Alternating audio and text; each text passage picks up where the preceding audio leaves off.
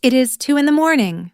The house is silent, except for the faint static of the baby monitor beside your bed. You are half asleep when you hear it. One sharp cry from the crib, not a sleepy whimper, not a slow build. One full, heartbreaking cry that cuts through the dark and reaches your body before your mind can explain it. You sit up, your chest tightens. For 1 second, every parent instinct in you says the same thing. Something is wrong. Maybe your baby is scared. Maybe they are in pain. Maybe they are trapped inside a nightmare they cannot escape. That explanation feels obvious. It also feels loving. But then, you look at the monitor. Your baby is still asleep. Their eyes are closed. Their body is still. Their breathing settles almost immediately, as if that devastating sound never happened. And this is where the moment becomes strange. Because sometimes, that cry is not a baby waking up in fear. Sometimes it is a nervous system briefly touching the edge of waking, and then finding its way back down. A sleeping cry can sound like a crisis, but it may be a transition. To understand why, we have to stop hearing that cry like an adult would hear it. Adults attach stories to sounds. If an adult cries out in the night, we imagine a dream, a memory, a fear, a conscious experience unfolding behind the sound. So when a baby cries in the dark, we instinctively do the same thing. We imagine a tiny nightmare. We imagine terror. We imagine a mind calling out for rescue. But a 4 to 6 month-old baby is not sleeping with an adult brain. At this age, the baby's mind is still learning how to organize sensation, arousal, comfort, and sleep into something stable. Their sleep is not a quiet shutdown. It is an active biological process, full of small shifts that do not always become full awakenings. This is the first important reframe.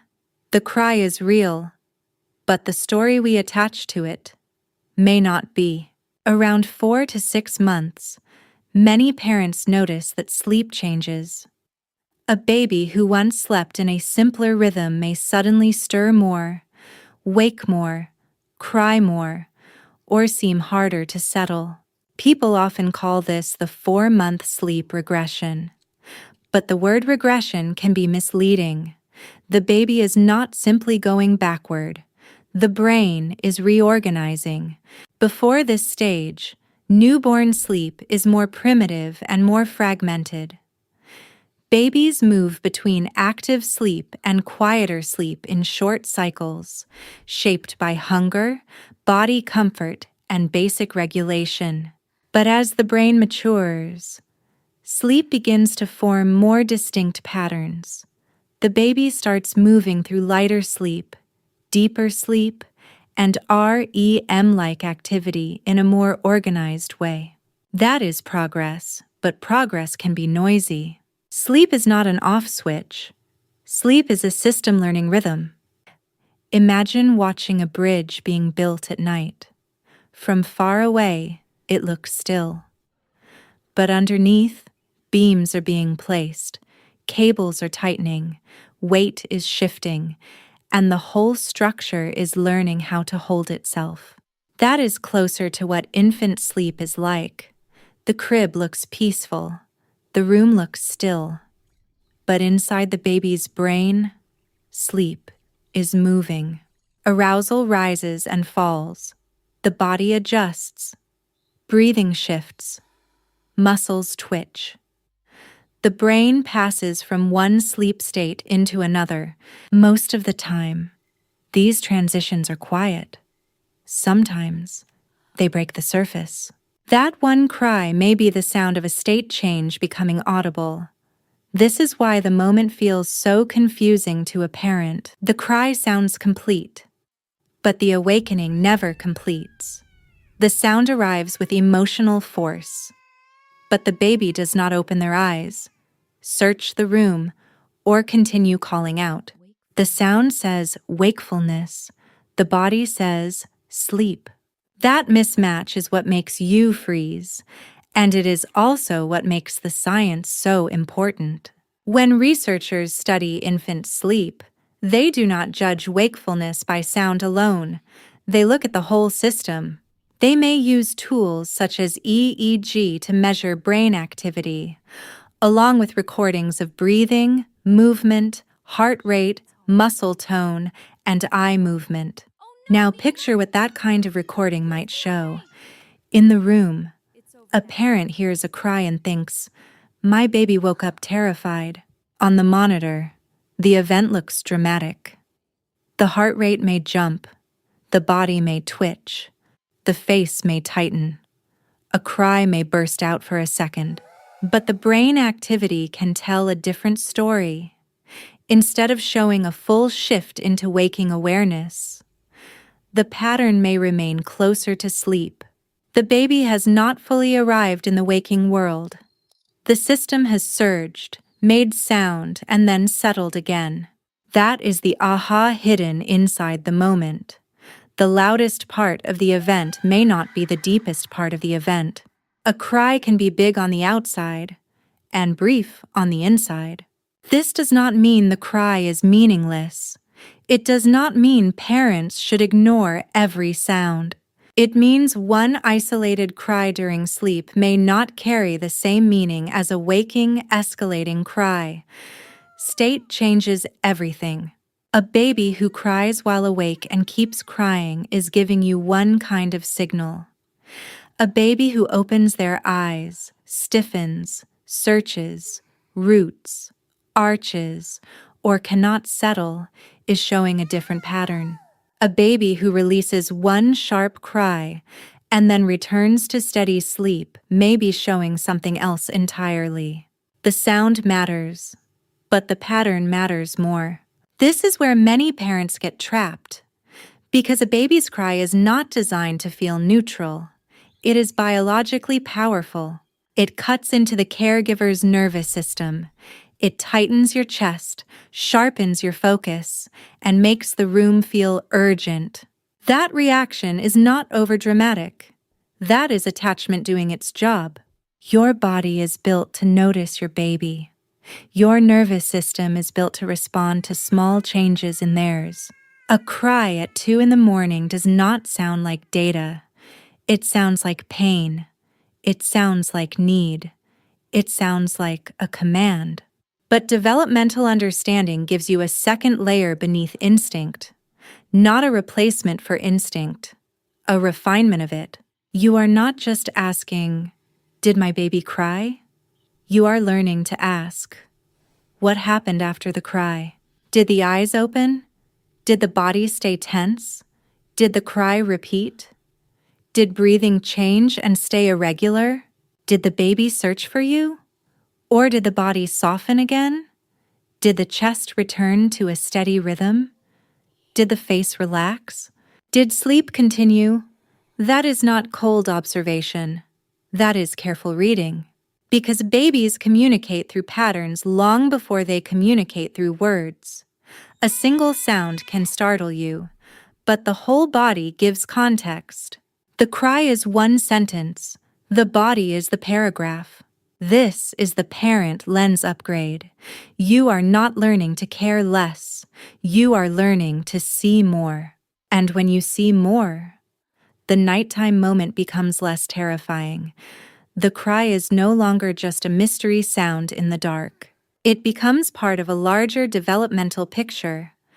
A baby learning how to move between states without always fully waking.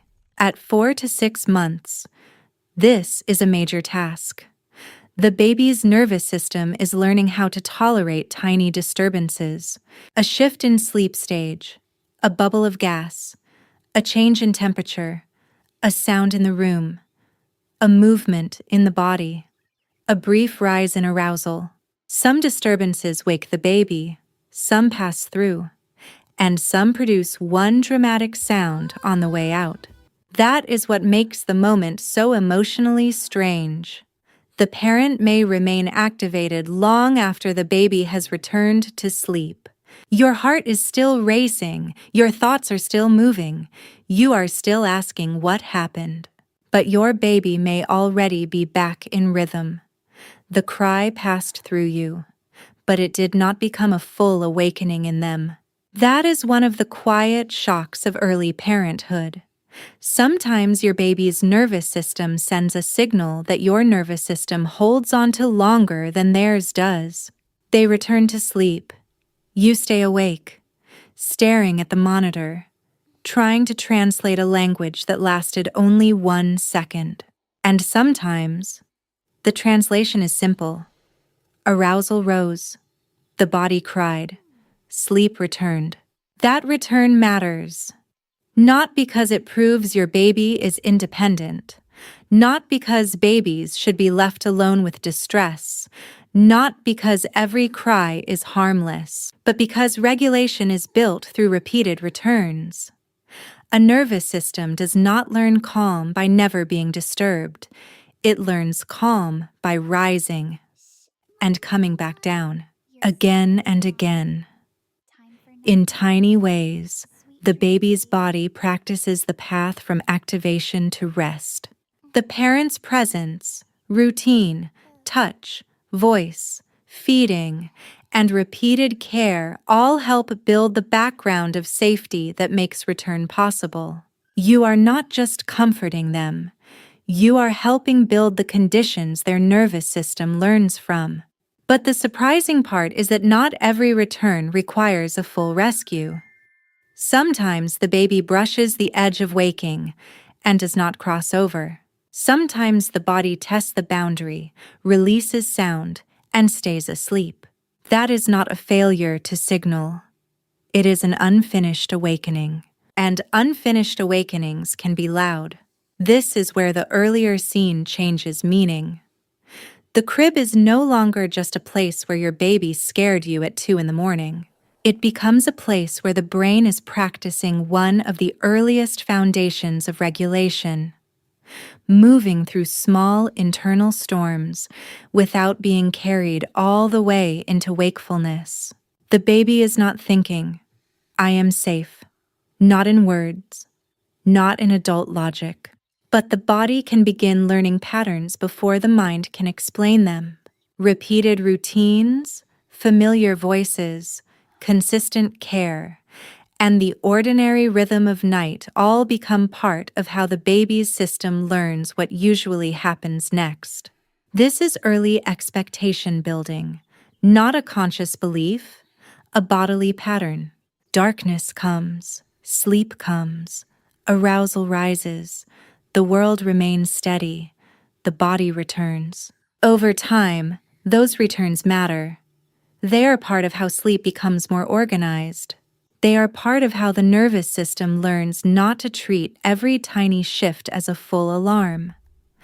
They are part of how regulation becomes less dependent on chaos and more shaped by rhythm. The deepest truth is not that the cry means nothing. The deepest truth is that the cry may mean less fear than you thought, and more development than you realized. What sounded like panic may be practice. What looked eerie may be early mind building. Of course, context always matters. On its own, one brief cry during sleep does not mean something is wrong. Babies stir, they vocalize, they twitch, they grunt, they cry briefly during sleep transitions. But patterns deserve attention. If the crying is frequent, intense, escalating, paired with fever, breathing changes, unusual movements, feeding problems, persistent distress, arching, or signs of physical discomfort, it is worth raising with a pediatric professional. The point is not to ignore your instinct. The point is to give your instinct better information. One isolated cry is not a diagnosis. A repeated pattern deserves care. And that balance is what makes the moment less frightening. You do not have to turn every sound into panic. You also do not have to dismiss what you hear. You can pause long enough to read the whole baby. The eyes, the breath, the body, the return. That is the real takeaway. Not do nothing. Not rush every time. But learn the difference between a sound that opens into wakefulness and a sound that closes back into sleep. That difference changes the night. So the next time the monitor lights up at 2 in the morning and one sharp cry breaks the dark, the moment may still hit your body first. Your chest may still tighten. Your hand may still move toward the door. That is love. But then, you may look again. You may notice the closed eyes, the relaxed hands, the breathing returning, the quiet coming back. And instead of seeing only fear, you may see something more precise. A brain crossing a sleep boundary, a nervous system rising and returning, a body learning that not every disturbance has to become a full awakening. The cry was not necessarily a nightmare. It was not necessarily loneliness. It was not necessarily an emergency. It may have been a tiny wave moving through a growing system. And in that quiet return, something important is happening. The baby is not just sleeping. The brain is learning rhythm. The body is learning recovery. Safety is becoming something the nervous system can slowly remember, even in the dark. What sounded like heartbreak may be the beginning of regulation. This is not just sleep. This is the mind learning how to come back to peace.